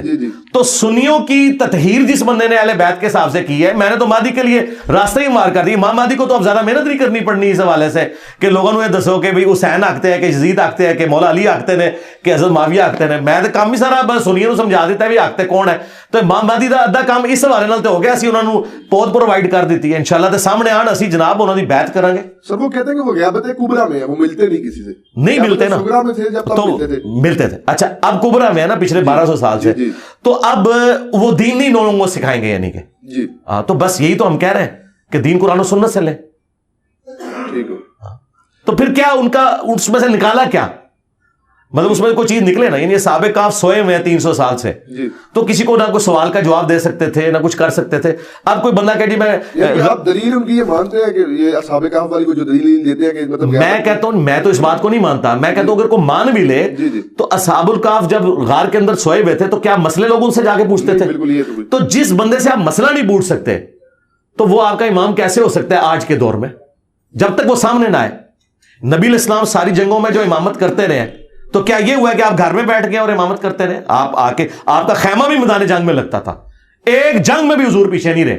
ٹھیک ہے, آپ کے خیمے لگتے تھے, ہر مسئلے میں حضور سے پوچھا جاتا تھا یا رسول اللہ آپ کیا کریں, تو نبی علیہ السلام بتاتے تھے. تو اگر کوئی امام ہے تو لیڈ کرے نا سرکار. میں یعنی ایک دعوت کا کام لے کے چل رہا ہوں, تو میرے اسٹوڈنٹ مجھ سے جب پوچھتے ہیں تو میں انہیں لیڈ کرتا ہوں نا. میرے مرنے کے بعد یہ کہ غیابت میں چلیں گے, وہ آج بھی ہمارے لیڈر ہیں, اس طرح تو ہو نہیں سکتا نا. آج لیڈر وہ ہے جو سامنے مسئلہ بتائے گا. اصل مسئلہ امامت میں یہ ہے کہ وہ کہتے ہیں کہ آسمان کا زمین سے کوئی رشتہ نہیں ہے. وہ معصوم تھے حضرت علی سے, جو امام حسن, یار وہ جو کچھ بھی ہو, بات یہ کہ 1200 سال پرانی بات ہے نا, یہ 1200 سال پہلے باتیں ہوتی نا. اب 1200 سال سے ایک بندہ سامنے نہیں ہے تو اس کے بارے میں کیا ہم بات کریں؟ سامنے ہو تو بات کریں نا. بالکل. اچھا سر یہ بات کی جاتی ہے اکثر کہ مطلب میں نے مکاتب فکر کے لوگوں سے سنا. اور آخری بات اس میں امام مہدی غیابت کبریٰ میں ہے, تو کیا نبی علیہ السلام غیابت کبریٰ میں نہیں ہے, کیا اپنی قبر میں زندہ نہیں ہے؟ جی بالکل. تو پھر آپ نبی سے کیوں نہیں مسئلے پوچھتے ہیں, بیچ میں امام کیوں ڈالے ہوئے؟ بھائی جیڑی گل ایتھو کان پھڑنا ہے ڈائریکٹ اللہ نبی کو پوچھو. جے تسی امامہ کو نہیں پوچھنا ہے تو اللہ نبی کو پوچھو سرکار. ہاں لیکن یہ نہیں بات مان سکتے, کیوں بھائی سقیفہ بنی ساعدہ ہوئی ہے تو یہ تو مولا علی کو بھی خیال نہیں آیا کہ میں ابو بکر کو قبر رسول پہ جا کے کہوں کہ یا رسول اللہ ذرا فیصلہ کرو ساڈا. ان کو پتا تھا کہ حضور آپ اس دنیا سے جا چکے, آخرت کی زندگی میں آپ ان سے ہم کمیونیکیٹ نہیں کریں گے, آپ کی تعلیمات پر عمل کریں گے. وہ تعلیمات اس وقت بھی زندہ تھی, آج بھی زندہ ہے. جو ماننے والے تھے وہ وقت کے ساتھ فوت ہوتے جا رہے ہیں, میں نے بھی دنیا سے چلے جانا ہے. میرے مرنے کے بعد کوئی یہ تو نہیں کہے گا کہ انجینئر صاحب اس مسئلے میں کیا کہتے ہیں. ہاں ویڈیو سے کہہ سکتا ہے, لیکن ویڈیو میں بھی وہ والا دیکھیں گے. जरा वाला नहीं होएगा ना, वो कहेंगे नहीं ये उन्होंने अपनी राय है, ऐसी नहीं मनते। ठीक है। अच्छा सर, मतलब मैं ये कहता हूँ कि आप कहते हैं नहीं, मैं आपने मतलब मैंने बहुत कम देखा है किसी बात पे रुजू किया हो, काफी सारे ऐसे नहीं, बहुत सारी बातों में रुजू किया है। अच्छा। मैंने ये रुजू किया है कि आप मजार पे जाएं और ऊंची आवाज से कहें कि अल्लाह इधर जो बुजुर्ग दफन है ना, जो इसने छुप के गुनाह किए, जो सामने किए, जो छोटे किए, जो बड़े किए, वो माफ करते। तो सर इस टांट से कहने के बजाय, टांट नहीं है, चलो मैं प्यार से कह देता हूं कि जी आप जब अपने बुजुर्गों के मज़ारात पे जाएं तो बुलंद आवाज से मेरे भाइयों कहा करें, अल्लाह इसके छोटे बड़े छुप के किए, सामने किए, गुनाह तो हर बंदे से होता है, ये तो मानते हैं, मासूम तो सिर्फ पैगंबर है। हाँ, ये तो कोई नहीं है कि नहीं किए होंगे, यकीनन किए होंगे। अल्लाह वो माफ कर दे, अल्लाह इसकी कब्र में कीड़े ना पड़े, अल्लाह इसे अज़ाब कब्र से महफूज रख। यार अगर अल्लाह के नबी ये दुआ कर सकते हैं, अल्लाहुम्मा इन्नी अऊज़ु बिका मिन अज़ाबि जहन्नम व मिन अज़ाबिल कब्र व मिन फितनतिल महया वल ममात व मिन शर्रि फितनतिल मसीह दज्जाल, हमारी तालीम के लिए, ठीक है। लेकिन वो हुजूर के लिए तो बात ठीक है कि वो हमारी तालीम के लिए था, लेकिन बाकियों को आपने इसलिए नहीं सिखाई कि हर कोई एक ये तालीम वास्ते है। तो अज़ाब कब्र किसी ने नहीं पनाह मांगनी, सहाबा किराम मांगते थे। अच्छा सर, एक आवाम में बहुत ज्यादा बात देखी गई है और उलमा भी अक्सर ये बात करते हैं दुआओं में कि हजरत सैयदना उमर जैसा हुक्मरान अता फरमा। तो आप इस बारे में क्या कहेंगे कि आज के दौर में जो पुरफतन दौर जा रहा है, कोई हजरत उमर जैसा हुक्मरान हो सकता है? नहीं, वो तो इस एतबार से मिसाल के तौर पे बात की जाती है। मैं तो कहता हूँ इससे बड़ी बात करनी चाहिए, इससे बड़ी बात ये करनी चाहिए कि अल्लाह हमें ऐसा हुक्मरान दे जो नबी इस्लाम के तरीके के मुताबिक हमें चलाए। ठीक है। हजरत उमर फारूक रदी अल्लाह तआला अन्हु के भी सारे डिसीजन को हम परफेक्ट नहीं मानते। अच्छा। उनसे भी अपनी खिलाफत के अंदर कुछ मसले मिस हैंडल हुए हैं। हाँ जी, मसलन हज तमत्तो पे पाबंदी लगाना, और मुस्लिम शरीफ में मौजूद है सहाबा किराम बहुत सख्त खिलाफ थे कि ये उनको काम नहीं करना चाहिए था। तो हमें बजाय हजरत उमर के, हजरत अली के, हजरत अबू बकर की मिसालें देने की बजाय हमें ये कहना चाहिए कि अल्लाह हमें ऐसा हुक्मरान दे जो हमें नबी इस्लाम के तरीके के मुताबिक चलाए, वो अल्लाह की मर्जी। ठीक होगा, ठीक होगा। अच्छा सर, एक बात ये भी की जाती है, अच्छा सर मेरा ये वो रुजू वाली बात मुकम्मल होगी आपकी, वो तसल्ली होगी? जी जी। हाँ, उसमें तो रुजू तो हम हर वक्त तैयार हैं। मैंने तो कई बातों में रुजू किया। मैं पहले ये कहता था कि मुट्ठी के बाद दाढ़ी रखना अफजल है, अब मैं कहता हूं कि जो मुट्ठी के बाद काटे और ये नियत करे कि नबी इस्लाम की दाढ़ी मुट्ठी से नहीं बढ़ी थी, उसके लिए वही अफजल है। और जो इसलिए नहीं काटता कि हुजूर की नेचुरल मुट्ठी थी, मेरी नेचुरल 2 मुट्ठी है, उसके लिए वो अफजल है। मैंने कई मामलात में रुजू किया। ठीक हो गया, ठीक हो गया सर। अच्छा सर, अक्सर मतलब ये बात की जा रही है उलमा की जानिब से, आज भी आपकी अकेडमी में ये बात डिस्कस हो रही थी कि मुआशरे में बढ़ रही है जो बेहयाई है, क्योंकि ज़माना ऐसा है, जदीद दौर है, बेहयाई के मुख्तलिफ असबाब मौजूद है। तो इसके बावजूद आप जो है दूसरी शादी के बारे में बहुत ज्यादा मतलब बात करते हैं। बेहयाई का सबसे बड़ा सबब यह है कि उलमा के जो चैनल्स हैं मोनेटाइज है, उस पर बेपर्दा औरतें आ रही हैं। इसके अलावा तो उलमा ने ये क्यों नहीं अपनी वीडियो एड्स क्यों नहीं बंद कर रहे? सदेबाब इसका क्या? सदेबाब ये है कि उलमा की मोनेटाइजेशन खत्म करवाएं। देखें, ये आप इसको मजाक ना समझें, मैं टॉन्ट नहीं कर रहा। वल्ला एक बंदे ने तारिक जमील साहब का क्लिप इसलिए लगाया कि वो फिक्र आखिरत उससे हासिल करे, और क्लिक करते ही एक नाचती हुई बेपर्दा औरत सामने आ गई, तो बेचारा गया। बेहयाई तो ये फैली हुई है। और अब तो तकी उस्मानी साहब का भी फतवा आ गया कि ये गलत है। ये कितना बड़ा जुल्म है कि दीन के नाम पे बंदा क्लिक कर रहा है और सामने यूरोप और अमेरिका में तो इतने इतने गंदे इश्तिहार खुलते हैं, वो सामने आ जाए। तो दीन में जो बेहयाई वाला एक एलिमेंट है, उसका सबब खुद हमारे उलमा के वीडियो चैनल्स बन रहे हैं, जो वीडियो मोनेटाइजेशन उन्होंने की हुई है, वो नाचती हुई औरतें सामने आ जाती हैं। तो ये सबसे बड़ा सबब है। अब रह गया दूसरी शादी, बिल्कुल करें, दूसरी शादी करें, लेकिन अगर दूसरी शादी करने के बाद भी एक ही बीवी रह जाए आपकी, जी ठीक है, एंड तो रिजल्ट यही होता है ना कि आप एक तरफ लटक जाते हैं। कुरान ने कहा ऐसा ना हो एक तरफ लटक जाओ। ठीक है, जब आप लटकते हैं, एक थोड़ा सा आप लटकते हैं तो दूसरी तरफ से वो पहली बीवी आपकी टांग खींच के आपको गिरा ही देती है जिस तरफ लटके होते हैं। वो कहनी है ना से तुम उधर ही मार। अच्छा। तो जो आपने वो जो बच्चे हैं वो अब उनका कौन देखभाल करेगा? वो तो बच्चे तो मां के साथ ही होंगे, जैसे चूजे मुर्गी के साथ ही जाते हैं। मुर्गे के साथ कभी चूजे देखे आपने? तो at the end of the day जब वो बच्चे माशरे के लिए और वो औरत नासूर बन जाए, तो जिसको हालात फेवरेबल हो ना, जिसकी बीवी खुद दूसरी शादी करवाए, तो सरकार वो शौक से करे और हमारी दुआएं उसके साथ हैं। लेकिन अगर इससे ये फितना खड़ा होता है कि आपने लड़ाई झगड़ा करना है और एंड पे एक भी जाती रहे, मैं इस पॉइंट ऑफ व्यू से बात कर रहा था। कतन किसी की जुर्रत है कोई दूसरी तीसरी शादी को हराम कह जाए, वो तो काफिर है जो कहे कि ये हराम है, नऊज़ बिल्लाह।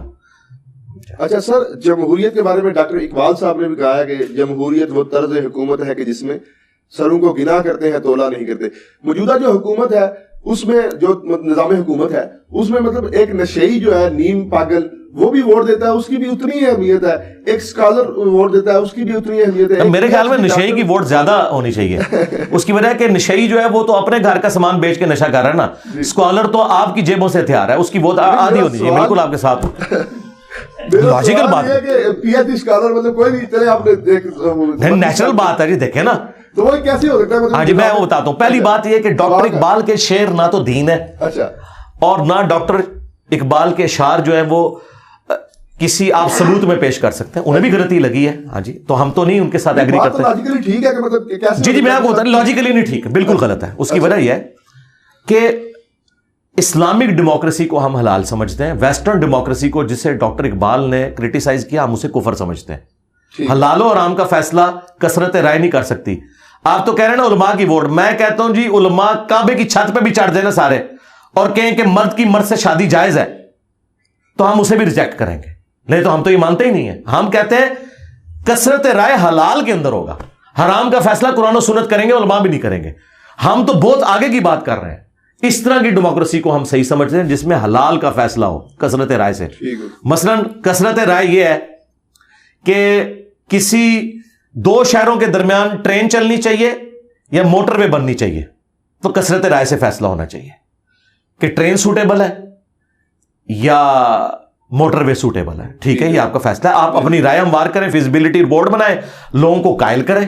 ٹھیک ہے, باقی میں آپ کو یہ بتاؤں, یہ جو کہہ رہے ہیں تولا نہیں جاتا, مجھے یہ بتائیے اگر آپ یہ مان لیں کہ ایک پڑھے لکھے اور ان پڑھ کی ووٹ برابر ہونا یہ عیب ہے, تو میرے بھائی مجھے بتائیں وہ ان پڑھ گوالا جو بھینس کی پرورش کرتا ہے, ایک پی ایچ ڈی خواہ اسلامیات میں ہو یا عربی میں ہو یا مفتی اعظم ہو, کیا وہ بھینس پال سکتا ہے یا وہ گوالا پال سکتا ہے؟ اور اس کے دودھ کے اوپر آپ کے بچے جوان ہو رہے ہیں, وہ تو کہے گا سرکار میری ووٹ دو کے برابر کریں, مفتی تو مجھ سے دودھ لیتا ہے, یہ تو مجھے پتا ہے کہ کتنی میں محنت کرتا ہوں. تو پھر آپ کیا کریں گے؟ تو یہ دنیا نے سرکار کنکلوڈ کیا ہے کہ اس کا آخری حال یہی ہے کہ ہر بندہ اپنی فیلڈ میں مفتی اعظم ہے. ذہن میں رکھیں. جی ہاں, یہ کیمرہ مین بیٹھے ہوئے ہیں, یہ تو کہیں گے میں میڈیا کی فیلڈ میں مفتی اعظم ہوں. تمہارے علماء کو تو ٹچ سکرین موبائل چلانا نہ آئے جب تک ان کو سکھایا نہ جائے. میں تو 15 سال سے یہ ٹچ سکرین کیمرے استعمال کر رہا ہوں, میری ووٹ دو کے برابر ہونی چاہیے. تو میں کو کہا بھائی تیری ویک اودی ویک, اس کے علاوہ اس کا کوئی چارہ نہیں ہے. ہاں اب اس کا حال کیا ہے؟ حال یہ ہے کہ آپ رائے عامہ ہموار کریں. دیکھیں طیب اردگان نے رائے عامہ ہموار کی ہے نا, پاکستان کی اسٹیبلشمنٹ تو اتنی سٹرانگ نہیں تھی جتنی ٹرکی کی تھی, یہ تو شاید نہیں ان کے مقابلے پہ. لیکن ایک عوامی لیڈر آیا ہے, اس نے 50 سال پرانا مسئلہ حل کیا استنبول کا. جب وہ بنا پانی کا مسئلہ تھا, کرتے کرتے وہ پرائم منسٹر بنا, 3 دفعہ الیکٹ ہوا, اس نے اس کو پرائم منسٹر والے نظام کو صدارتی نظام میں کنورٹ کیا. لیڈر ہے نا. تو آپ نے دیکھا ہے آج تک آپ نے سنا تھا کہ اتنی سٹرانگ فوج اور اس کے سامنے آگے عوام لیٹ رہی ہے ان کے ٹینکوں کے سامنے. پاکستان میں ایسا نہیں کبھی بھی ہوگا, نہیں ہوگا. اس کی ایک وجہ ہے, وہ بہت بڑی وجہ ہے, اور وہ فوج کے پاس وہ گدڑ سنگھی ہے کہ جب تک وہ مسئلہ آپ حل نہیں کرتے نا, کبھی آپ یہ ان سے چھٹکارا حاصل نہیں کر سکتے. وہ یہ ہے کہ پاکستان کی فوج جو ہے وہ مذہبی ہے, اور مولوی ان کے اعلی کار ہیں. ٹرکی کی جو فوج تھی نا وہ تھی سیکولر ایتھیسٹ, اور وہاں پولیٹیکل لیڈر جو ہے مذہب کا نام یوز کرتا تھا. اس لیے مولوی برے وقت میں مسجدوں سے اعلان کر کے اردگان کے ساتھ کھڑے ہوئے, کیونکہ وہ ان سے پہلے تنگ تھے کہ یار یہ تو ہے ہی سارے اس طرح. پاکستان میں فوج تو مذہبی ہے, ہر کینٹری میں آپ کو مسجد نظر آتی ہے, اللہ کے نام لکھے ہوئے نظر آتے ہیں, اللہ اکبر کے نعرے اور یہ سب کچھ. یہاں پہ مذہبی طبقہ جو ہے ہمیشہ فوج کو سپورٹ کرتا ہے, اس لیے سیاستدان مار کھا جاتا ہے. ویسے یہ حقیقت بات ہے کہ سیاستدان بھی مذہب کو یوز کرتا ہے اور فوج بھی مذہب کو یوز کرتی ہے. یہ جو فوج کے پاس ایج حاصل ہے نا, اس کی وجہ سے پاکستانی فوج کے آگے ٹینکوں کے آگے کوئی نہیں لیٹے گا آگے, یہ میں آپ کو بتا دوں. الا یہ کہ یہ مشرف والا نظام اگر تھوڑا عرصہ چلتا نا, تو آپ نے دیکھا تھا فوجی اپنی وردیاں بھی گھر سے پہن کے نہیں جاتے تھے. ٹھیک ہے, داڑھی رکھنے کے اوپر پابندی لگ گئی, داڑھیوں والوں کو مین پوسٹوں سے ہٹا دیا, تو فوج میں مشرف کے خلاف بھی نفرت آئی, عوام میں فوج کے خلاف نفرت آئی. کتنی نفرت آ گئی تھی, وہ بڑی مشکل سے بعد میں اوور کم ہوئی ہے. ٹھیک ہے, تو یہ والا معاملات دیکھیں آپ, اگر اوور آل دیکھیں تو پھر آپ کو پتا چلے گا. اور دوسرا, ٹرکی کو یہ ایج حاصل تھا کہ وہاں کے لوگ جو ہے وہ حقیقت ٹی وی نہیں دیکھتے. ہاں, وہاں کے لوگ اے آر وائی یا جیو نہیں دیکھتے, وہاں کے لوگ دیکھتے ہیں بی بی سی, جہاں ڈیموکریٹک ویلیوز ہیں، وہ یورپ کے اندر رہتے ہیں، انہیں پتہ ہے کہ ڈیموکریسی کے کتنے فائدے ہیں، اس لیے وہ ڈکٹیٹرشپ سے ٹکرا گئے. ہمارے لوگوں کو تو پتہ ہی نہیں ہے ڈکٹیٹرشپ، وہ تو کہتے ہیں جی کوئی ڈنڈے والا حکمران لے کے آؤ. ڈنڈے والے تھوڑے آئے نے، کوئی ایک رتی برابر بھی انہوں نے کام کیتا ہے بیڑا ڈوبنے دے سوا. ضیاء الحق آپ کو جو ہے نا کلاشنکوف کلچر دے گیا، سارا ہیروئن کلچر دے گیا، سنی شیعہ کافر کے فتوے دے گیا، اور مشرف آ کے آپ کو امریکہ کی جھولی میں ڈال کے چلا گیا، اور یہاں پہ لال مسجد کی ایکٹیویٹی ہوئی اور فوج کے خلاف جو ہے یہاں پہ نفرت پھیلی. تو ان کے ڈکٹیٹرز نے کیا دیا ہے امت کو؟ چھوڑیں. اچھا، لامحدود نجی ملکیت یہ رکھنا اسلام میں کیا جائز ہے؟ لامحدود تو ہو ہی نہیں سکتی جی سرکار. مطلب آپ دیکھیں، آپ بیوروکریٹس جو ہے ہمارے انہوں نے رکھی ہوئی ہے، اس کے علاوہ جو بڑے بڑے نہیں لامحدود تو نہیں ہوگی، مطلب وہ گنی تو جائے گی. مطلب کافی ہے سر. میں مرلے ڈیڑھ مرلے کے گھر میرے بھائی اسلام میں اگر آپ زکوٰۃ دے رہے ہیں جی، زمین کی پیداوار کا عشر دے رہے ہیں، تو اسلام کو تو کوئی تکلیف نہیں آپ سے. ٹھیک ہو گیا، ٹھیک ہو گیا. آپ کو حیران کن بات بتاؤں، یہ لوگوں کو یقین نہیں آئے گا، آپ بخاری شریف کھولیں، حضرت زبیر جب شہید ہوئے نا، آج کے اربوں روپے کے مقروض تھے سرکار، کروڑوں نہیں، اربوں. وہ آپ سونے کی ویلیو کیلکولیٹ کریں آج کے حساب سے. جی جی. اب آپ سوچیں گے حضرت زبیر عشرہ مبشرہ، اور وہ جنگ جمل سے ایک دن پہلے اپنے بیٹے کو کہہ رہے ہیں، بخاری کے الفاظ ہیں کہ ہو سکتا ہے میں کل مارا جاؤں تو تم نے میرا قرض اتارنا ہے. اب آپ سوچیں گے کہ اس کے اوپر قرض اربوں روپے کا ہے، وہ کتنے کی دیر ہو رہے. ہوا یہ تھا کہ اس زمانے میں بینک نہیں ہوتے تھے، لوگ جو ہیں وہ بڑے لوگوں کے پاس اپنی مانتے رکھواتے تھے، وہ مانتے انہوں نے رکھوا دی، آگے انہوں نے وہ بھی غریبوں میں بانٹنی شروع کر دی. ادھار تو ادھار نہیں ہوتا ہے، حضرت علی کو نہیں تھے حضور ڈیوٹی لگا کے کہ مانتے واپس کرنی ہے، وہ ادھر غریبوں میں لٹا دی، اور جن کی مانتے تھی وہ واپس دینی تھی. ٹھیک ہے، بعد میں کتنی مشکل سے حضرت عبداللہ ابن زبیر نے وہ قرضہ اتارا ہے، اور وہ اس طرح اتارا ہے، وہ بھی خیر کیا اتارا، وہ بیت المال سے ہی پیسہ گیا سارا. حضرت معاویہ کو ریکویسٹ کی کہ حضرت زبیر کی یہ زمین ہے، وہ زمین تھی سپوز 1 کروڑ روپے کی، انہوں نے کہا یار یہ آپ 1 ارب کی خرید لیں تو چلیں. تو حضرت معاویہ نے بھی جیب سے کوئی نہیں دیا، بیت المال سے ان کو پیسے دیے. اس طرح مختلف جگہوں سے پیسے کٹ کر کے انہوں نے اپنے باپ کا قرضہ اتارا. تو مجھے بتائیں حضرت زبیر کے پاس تو اربوں کا قرضہ تھا، اس طرح باقی صحابہ کے پاس بھی بہت زیادہ ایسٹس تھے، لیکن اگر وہ زکوٰۃ دیتا ہے اور اس طرح کے معاملات لے کے چلتا ہے تو یہ جائز ہے، لیکن یہ پسندیدہ نہیں ہے. پسندیدہ وہی ہے جو ابو ذر غفاری کا مذہب ہے. ہاں ہم ابو ذر غفاری کے ساتھ ہیں، لیکن اس کو ہم حرام اس لیے نہیں کہتے کہ ہمارے پاس یہ اختیار نہیں کہ شریعت میں ایک چیز حلال ہے مجھے حرام کہتے ہیں. ٹھیک ہو گیا سر. آخر میں سر، کیونکہ میں اتحاد امت کی نیت سے آیا ہوں اور میں ایک پلیٹ فارم اتحاد امت کا چلا رہا ہوں. اتحاد امت بڑا وزنی چیز ہے جی، بہت رہے اتحاد امت رو تھوڑا پیغام دے. اتحاد امت صرف یہ ہے جی کہ اپنا چھوڑ دو، دوسروں کا بھی تھوڑا تھوڑا چھیڑو، تو آپ کو پتا چلے گا سب کے پاس کچھ نہ کچھ حق ہے. وہ سارا حق ایک جگہ جمع کرو اور اپنی نسبت قرآن و سنت کے ساتھ مضبوط کرو، اپنے اپنے بزرگوں سے دستبردار ہو جاؤ، کیونکہ آپ کے بزرگ دوسروں کے نزدیک مردود ہیں اور ان کے بزرگ آپ کے نزدیک مردود ہیں. بزرگ بھی آپ اپنے ساتھ سنبھال کے رکھیں. اب مجھے بتائیں میں کسی ایسے شخص سے کیسے محبت کر سکتا ہوں جس نے اچھلی رسول اللہ کلمے کو انڈورس کیا ہوا ہے، اور آپ مجھ سے ایکسپیکٹ کریں کہ میں ان کے ساتھ اتحاد امت کر دوں اس حال میں کہ وہ اس کا دفاع بھی کریں.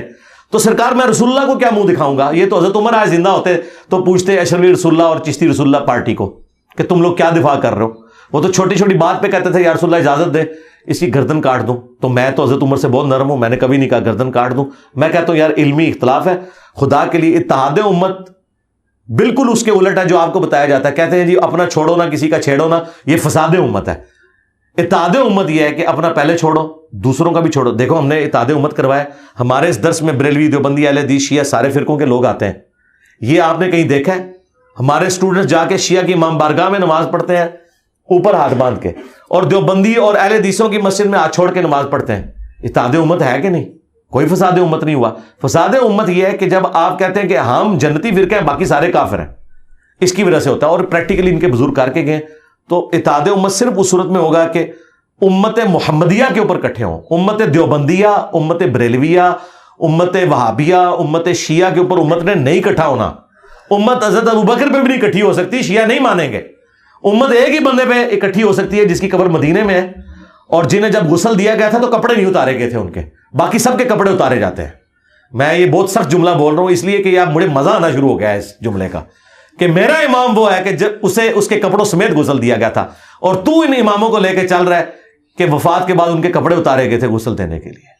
اور میرا امام وہ ہے ما ضل صاحبکم وما غوا، تمہارے نبی نہ کبھی بہکے ہیں اور نہ کبھی بہرا چلے ہیں، اور تیرے امام وہ ہیں کہ دوسرے ماننے والے اس امام کے مسئلوں کو اس طرح ردی کی ٹوکری میں پھینکتے ہیں جس طرح تم ان کے مسئلوں کو. تو سرکار پھر اپنی نسبت رسول اللہ کے ساتھ مضبوط کرو صلی اللہ علیہ وآلہ وسلم. اچھا سر، آخری سوال میرا یہ ہے کہ عربی بولنے کے بارے میں علماء نے آپ پہ کافی اعتراض کیا ہے. لاہور کے ایک مفتی صاحب ہے، میں نام نہیں لوں گا، انہوں نے کافی ویڈیوز چڑھائی ہیں کہ آپ کو عربی نہیں آتی. مجھے عربی آتی ہے، اردو آتی ہے، بعد میں ڈسکس کروں گا. مجھے ان مفتی صاحب سے پوچھ کے بتائیں جتنے بھی مفتی ہیں جی کہ ڈاکٹر تعلق قادری صاحب کو جو عربی آتی ہے تو تقی عثمانی صاحب انہیں شیخ الاسلام کیوں نہیں مان لیتے؟ اچھا ہاں مانے نا. اور اگر مفتی تقی عثمانی صاحب کو عربی آتی ہے تو الیاس گھمن صاحب انہیں شیخ الاسلام کیوں نہیں مان لیتے؟ مسئلہ عربی اردو کا تو ہے ہی نہیں ہے. ٹھیک ہے، مسئلہ یہ ہے کہ قرآن و سنت سے جو دلائل ہیں وہ ہم نے آپ کے سامنے رکھ دیے. اور آخری بات، میں آج کے کسی مفتی کی عربی کو مانتے ہی نہیں ہوں. کیوں؟ ان میں سے کوئی مفتی دعویٰ کر سکتا ہے کہ مجھے اشعری تھانوی سے زیادہ عربی آتی ہے جی جی یا احمد بریلوی سے زیادہ عربی آتی ہے؟ کسی کا دعویٰ ہے؟ نہیں. تو میں تو احمد بریلوی سے ڈائریکٹ عربی پڑھی ہوئی ہے. احمد بریلوی صاحب نے بیسٹ عربی سے بیسٹ اردو میں قرآن ٹرانسلیٹ کیا اور میں ان کی عوام کو بتا رہا ہوں. تو میں تو نکل ہی گیا ہوں. میں تو اعلیٰ حضرت کے ساتھ آپ کو جوڑا ہے. اعلیٰ حضرت نے لکھا ہے ایاک نعبد و ایاک نستعین کے ترجمے میں، اے اللہ ہم تیری ہی عبادت کریں، تجھی سے مدد چاہیں. تو بس یہی بات میں کر رہا ہوں. تو ان چیزوں سے باہر نکل جائیں. میرے بارے میں وہ کہہ رہے ہیں یہ دیکھ کے قرآن نہیں پڑھ سکتا جو قاری ہے. ٹھیک ہے، تو میں نے انہیں کہا تھا کہ تقی عثمانی صاحب، مفتی منیر صاحب، ساجد میر صاحب، ساجد نقوی صاحب، چاروں بڑوں فرقوں کے میں نے علماء کی بات کی ہے. یہ یوٹیوب کے اوپر کوئی قرآن کی ایک سورت تلاوت کر دے، اپلوڈ کرے، مجھے بتا دیں، انشاءاللہ میں شام کو سورج غروب نہیں ہونے دوں گا، میں وہی سورت، سب سے مشکل والی سورت ڈھونڈ لیں، میں وہی سورت قرات کروں گا. اب ہم فیصلہ کر لے گی کس کو قرآن زیادہ پڑھنا ہوتا ہے. باقی رہ گیا پڑھتے ہوئے کبھی غلطی. میں ویسے بتاؤں یہ سارے علماء قرآن مجہول پڑھتے ہیں، انہیں قرآن عربی لنگوسٹک کے مطابق نہیں پڑھنا آتا. عربی لنگوسٹک یہ نہیں ہے کہ زبر زیر آپ نے ٹھیک پڑھنا ہے، نہیں، عین ثا ہا بود یہ صحیح نکلنا چاہیے، کسی کو نیچے کٹنا آتا. اور اے بے تے پڑھتے جے، کیونکہ انہوں نے جو آپ پتہ مدارس میں جو عربی پڑھائی جاتی ہے نا حدیث کی کتابوں میں، وہ معروف نہیں پڑھائی جاتی، مجہول پڑھی جاتی ہے. انما الاعمال بالنیات، یہ لفظ ہی غلط ہے، انما الاعمال بالنیات. آپ جتنے علماء دیکھیں اعمال لو پڑھتے ہیں. درود شریف دیکھیں اللہم صلی علی محمد پڑھتے ہیں، یہ صلی علی تو غلط ہے، اللہم صلی علی محمد ہے. لیکن چونکہ ادر دین قرآن آپ مجہول بھی پڑھ سکتے ہیں، یہ جائز ہے. اللہم صلی علی بھی درست ہے، لیکن قرآن میں جب آپ لام زیر لی پڑھیں گے تو لام زیر لے نہیں پڑھ سکتے سوائے ایک لفظ کے، بسم اللہ مجریہا. یہ پورے قرآن میں ایک لفظ ہے جو آپ نے مجریہا نہیں پڑھنا، باقی پورا قرآن آپ نے معروف پڑھنا ہے. انہوں نے عربی ساری پڑھی ہوئی ہے مجہول، یہ قرآن پڑھ ہی نہیں سکتے معروف. میرا چیلنج ہے، یہ جتنے گلے پھاڑتے ہیں انہوں کو لے آؤ ساجد میر. واللہ ساجد میر مجھے نماز بھی معروف طریقے سے نہیں سنا سکتا. التحیات للہ والصلوات والطیبات، وہ پڑھے گا التحیات للہ والصلوات والطیبات. انہوں نے پڑھی ہوئی عربی، اور عربی یہ سمجھ رہے ہیں کہ اور ہا تو یہ لوگ نکال ہی نہیں سکتے، عین نکال ہی نہیں سکتے. اور یہ ان کا عیب نہیں ہے، ان کی تربیت ہی ایسی ہے. اور آپ قاریوں کو دیکھیں، مولویوں کا اتنا مذاق اڑاتے ہیں، کہتے ہیں عربی آندی نہیں. قاری اڑے نا مولویوں کو ہتھوں ہاتھ لیندے نے. کیوں؟ وہ صحیح کہہ رہے ہوتے ہیں، قرات کے اعتبار سے ان کو عربی نہیں آتی. خالی عربی پروناؤنس کرنا کافی نہیں ہے نا، وہ اس لہجے میں ہونی چاہیے. تو میں عربی لہجے میں عربی پروناؤنس بھی کرتا ہوں. باقی جو پڑھتے ہوئے کبھی زیر زبر کی غلطی ہو جائے نا، وہ تو ساروں سے ہو جاتی ہے. وہ غلطی تب غلطی ہے کہ جب کوئی بندہ لقمہ دے اور میں پھر اس کو غلط پڑھوں. اوور لک ہو سکتی ہے پڑھنے میں جی. ٹھیک ہے. ابو داؤد میں حدیث ہے نبی علیہ السلام قرآن بھول گئے تھے، آپ پہ نازل ہوا ہے. تو بعد میں ایک صحابی نے یا رسول، آپ نے فرمایا تم نے مجھے یاد دلا دینا تھا، لقمہ دے دینا تھا. تو آپ اندازہ کریں کہ کیا نبی علیہ السلام کو نہیں پتا تھا؟ بات یہ ہے کہ کبھی کوئی بندہ اگلی آیت بھول جاتا ہے، یا پڑھتے ہوئے متشابہ آیات آ جاتی ہیں ایک طرح کی. بعض اوقات آپ دیکھ کے بھی پڑھتے ہیں. میں آپ کو پروف ریڈنگ میں بھی بتاؤں، ہم نے جب پمفلٹ لکھے نا تو 10 بندوں سے میں نے پروف ریڈنگ کروائی، اور ایسے بندوں سے بھی کروائی کہ جن کی انٹرسٹ کا وہ ٹاپک نہیں تھا. کیوں؟ جو بندہ دیندار ہے نا، وہ حدیث میں اگر کہا کہ کی غلطی ہوگا نا تو وہ اپنی یاداشت سے اسے صحیح پڑھ رہا ہوگا. لیکن جس بندے کو نہیں پتا ہوگا وہ والی غلطی بھی نکال لے گا. مطلب اگر یہ اس میں اگر یہ تے کے کوئی نقطے مس ہوں گے نا تو آپ بابے تے پہ پہنچیں گے، شاید کوئی نہیں، خود ہی پڑھ لو گے. آپ دیکھیں گے کئی لوگ انجینئر کے سپیلنگ غلط لکھ دیتے ہیں، لیکن وہ آپ پڑھیں گے اسے انجینئر ہی، وہ انہوں نے نا وہ نون پہلے ڈالی ہوتی ہے یہ بعد میں ڈالی ہوتی ہے، حالانکہ انجینئر کے اسپیلنگ میں یہ لیکن میں آپ کو دونوں دکھاؤں نا، آپ صحیح پڑھیں گے اسے، کیونکہ آپ اتنے غور سے نہیں دیکھیں گے. لیکن جس کا انٹرسٹ نہیں ہوگا نا وہ دیکھے گا پہلے پائس کے بعد پائس. تو یہ اس طرح کے معاملات ہو جاتے ہیں. غلطی تب ہے کہ میں نے کوئی لفظ پڑھا اور بار بار اسے غلط پڑھا، اور میں تو فی البدی مجھے سینکڑوں آیات قرآن کی زبانی یاد ہے، اور میں فی البدی پڑھتا ہوں، عربی لنگوسٹک کے لہجے میں پڑھتا ہوں. میرے ترجمہ ویڈیوز ہیں، قرآن کلاسز ہیں، ان میں کہیں ایک کوئی زبر زیر کی غلطی ہو جائے اور اس کو پڑھ کے اس کو دیکھ کے قرآن پڑھنا نہیں آتا، میں کہتا ہوں جی ضرور کہیں گے، اچھی بات ہے. جب آپ کہیں گے دیکھ کے قرآن پڑھنا نہیں آتا، لوگ دیکھ لیں گے اسے پڑھنا آتا ہے کہ نہیں آتا. اور ایک مولوی یہاں تک کہہ رہا ہے، وہ کہہ رہا ہے جی دیکھیں آپ یہ چڑھ جائے تو پھر وہ لوگوں کو پتہ لگ جائے گا قرآن میں یہ غلط پڑھ رہا ہوگا. سرکار ہماری جتنی قرآن کلاسز اپلوڈ ہو رہی ہیں اس کے نیچے عربی لکھی ہوئی بھی آ رہی ہے. اگر میں نے پرونونس بھی کہیں غلط کر دیا تو وہ آپ کو لکھا ہوا نظر آئے گا کہ یہ اس طریقے سے ہے. تو پرونونس ڈاکٹر اسرار صاحب سے زیادہ قرآن کوئی نہیں جانتا تھا. ایون ان کے مخالفین بھی مانتے ہیں کہ ڈاکٹر اسرار جیسے کراس ریفرنسز کسی عالم دین کو بھی نہیں آتے تھے، حالانکہ وہ حافظ قرآن نہیں تھے، لیکن کراس ریفرنس وہ اس طرح بیان کرتے تھے. متشابہ آیات میں بھی وہ غلطی نہیں کھاتے تھے اکا دکا موقعوں کے سوا. 20 سال تک وہ بیان القرآن ریکارڈ کرواتے رہے. اس کے بعد فائنل انہوں نے 98 کے اندر وہ بیان القرآن فائنل ریکارڈ کرایا جو ویڈیو میں، اس میں بھی کئی جگہ زبر زیر کی غلطیاں ہیں، میں نے خود نوٹ کی ہیں، لیکن میں نے کبھی وہ کلپ کاٹ کے نہیں چلایا کہ ڈاکٹر اسرار کو قرآن پڑھنا نہیں آتا. اور ڈاکٹر اسرار صاحب کا وہ پورا قرآن مجہول بھی ہے. وہ ہے پڑھ دیتے ہیں ہی کو بعض جگہ پہ، تے پڑھ دیں گے تی کو، ٹھیک ہے، بو پڑھ دیں گے بو کو، ہو جاتا ہے. اس لیے کہ مجھے پتا ہے کہ ظاہر ہے کہ وہ، لیکن یہ چیز میں ڈاکٹر اسرار کو میں کہتا ہوں جی ڈاکٹر اسرار کو جتنا قرآن آتا تھا نا، تمہارے مرے ہوئے بزرگوں میں، زندہ بزرگوں میں کسی کو قرآن اتنا نہیں آتا، کیونکہ تم لوگ قرآن پڑھ پڑھ کے اپنے بابے ثابت کرتے رہو. ڈاکٹر اسرار لوگوں کو تو ہی سکھاتا رہا، ٹھیک ہے. تو تمہاری تفسیروں کا میں نے کیا کرنا ہے؟ جو تم لوگ 50 جلدوں کی تفسیر لکھ کے مر جاؤ اور شرک ثابت کرتے رہو، تو میں تو اس کی تفسیر مانوں گا نا جس نے قرآن کو اسی طرح مانا جس طرح کہ نازل ہوا. تو یہ کوئی ایسا اعتراض نہیں ہوتا، اور اسی لیے یہ اس طرح کا علمی اعتراض میں نے کبھی نہیں دیکھا کہ ہمارے کسی اسٹوڈنٹ نے یا میں نے کسی کی اس طرح کی کوئی ویڈیو کاٹ کے اپلوڈ. حالانکہ مجھے ریئل ٹائم ان کے بڑے علماء جو حدیثیں بیان کر رہے ہوتے ہیں اس میں کئی جگہ غلطی نظر آتی ہے، 2-3 حدیثوں کو مکس کر جاتے ہیں. اب میں اس کو غلطی بنا کے پیش کروں اس طرح نہیں، میں نے 1-2 دفعہ پکڑا، لیکن ساتھ ہی میں نے کہا یہ میں کوئی علمی اعتراض نہیں کر رہا، چونکہ ان کا دعویٰ ہے ان کی جوتی ان کے سر پہ مار رہا ہوں. میں نہیں اس کو سمجھتا کہ یہ اعتراض بنتا ہے. مثلا ان کے پاکستان لیول کے ایک بہت بڑے پیر ذوالفقار نقشبندی صاحب جو انجینئر بھی ہیں، جن کے بارے میں کہتے ہیں اس طرح کے انجینئر کو ہم مانتے ہیں جو پیر بھی ہو عالم بھی ہو. اس نے کہا کہ بخاری میں لکھا ہے کہ قبروں پہ مارتے مت بناؤ. میں نے کہا بخاری میں حدیث ہی نہیں ہے.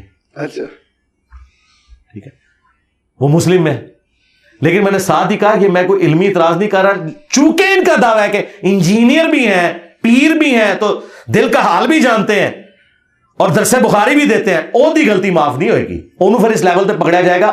علمی اعتراض نہیں، ایک جذباتی اعتراض ہے، چونکہ یہ خود دوسروں کے اوپر یہی کرتے ہیں نا اس طرح کے اعتراضات. تو اللہ کا شکر ہے، غلطی بتائیں، ہائی لائٹ کریں، انشاءاللہ ہم اپنی اصلاح کریں گے، اس میں کوئی ایسا مسئلہ نہیں ہے، ہر وقت لڑنے کے لیے تیار ہے. اچھا سر، تمام فرقوں میں کوئی ایک عالم دین ایسا بتا دیں جو مطلب باقی تمام سے بہتر ہو، مطلب آپ کے نزدیک وہ بہتر، آپ کو عزم ہو جائے گا. جی بالکل، جاوید احمد غامدی صاحب. ٹھیک ہے سر. ان میں تکنا کتنا اخلاق نبوت تواڈے مولوی موجود ہے، تواڈے مولویاں دے منہ تو جھگ چھوٹتی ہے جدوں میں جاوید غامدی صاحب دا نام لینا وا. یار کیوں چھوٹتی ہے؟ غامدی صاحب نے تو کبھی آپ کی منجی نہیں ٹھوکی، اس نے تو کوئی گستاخی نہیں کی. غامدی جتنی عربی تمہارے بزرگوں کو بھی نہیں آتی، پڑھتے وہ بھی مجہول ہیں، قرآن بھی مجہول پڑھتے ہیں، لیکن عربی لیکن پڑھ رہے مجبور. قرآن سے پوچھیں گے تو عربی غلط پڑھ رہے ہیں. میں ویسے بتا رہا ہوں، ویسے زبر زیرے صحیح پڑھنا اور وہ عربی شاعری بھی ان کو کمال آتی ہے، ان کے مولویوں سے زیادہ عربی آتی ہے. تو میرا نہیں رائٹ میں کسی کے بارے میں میں ان کو کیوں بہتر سمجھتا ہوں. میرے نزدیک داڑھی، فرقہ، شلوار ٹخنوں سے اوپر کرنا، رفع دین کرنا نہ کرنا، اس سے بڑی چیزیں توحید اور ختم نبوت. میرے نزدیک کسی بریلوی دیوبندی اہل حدیث کی توحید اور ختم نبوت کا عقیدہ اتنا مضبوط نہیں جتنا غامدی صاحب کا. لیکن آپ سر انہیں منکرین حدیث میں بھی کنسیڈر، وہ تو بعد کی بات. منکرین حدیث سب سے بڑے حنفی ہیں، کہتے ہیں بخاری مسلم سنیوں کی کتابیں نماز رفع الدین سے پڑھتے نہیں، کہتے ہیں بغلوں میں بت رکھ کے آتے تھے. منکرین حدیث تو حنفی ہیں. ٹھیک ہے، بات تو یہ ہے نا. غامدی صاحب کا عقیدہ توحید بھی دیوبند بریلوی اہل حدیث شیعہ سے بہتر. غامدی صاحب کا ختم نبوت کا عقیدہ بھی، وہ کسی باب بزرگ کی وہ اس طرح کی کسی عبارت کو وہ تو صوفیاء کو آڑے ہاتھوں لیتے ہیں، ان سے بہتر. تو باقی چیزیں تو بعد میں آئیں گی نا. پہلی چیز توحید اور عقیدہ ختم نبوت ہے. اس کے اعتبار سے زندہ لوگوں میں غامدی صاحب سے بڑا کوئی عالم دین نہیں ہے جو اتنی دلیری کے ساتھ یہ عقیدہ رکھتا ہوں. تو اس لیے میں ان کو بہتر سمجھتا ہوں. اگر آپ کے علم میں کوئی ہے تو لیں, میں ابھی اس کو پہلے نمبر پہ ڈکلیئر کر دیتا ہوں. ہاں, مفتی منیر صاحب سامنے آئے اور کہیں کہ میں چشتی رسول اللہ اور جو صوفیاء کی جتنی گستاخانہ عبارتیں ہیں انہیں ردے کی ٹوکری میں پھینکا جائے, کتابوں کی پرنٹنگ بند کی جائے, آندہ سے میں غامدی صاحب سے ان کا بھی نام لے لوں گا, لیکن ساتھ ان کو کہنا ہے کہ بابوں کو پکارنا بھی شرک ہے, توحید بھی صحیح ہونی چاہیے, میں ان کا نام لوں گا. ٹھیک ہے, بہت شکریہ سر. اب حافظ جی بغیر یہ تھی آج کا سیشن, اور ہم نے کوشش کی انجینئر صاحب کے نظریات ان کے ساتھ, ہمارے نظریات ہمارے ساتھ, ہم نے کوشش کی ہے کہ آج کے جتنا بھی سیشن ہے اس میں بغیر کسی اسکرپٹ کے آپ کے سامنے پیش کیا جائے. آپ سے گزارش ہے ہمارے چینل کو سبسکرائب کیجیے اور ویڈیو کو لائک کیجیے. اللہ حافظ. جزاک اللہ.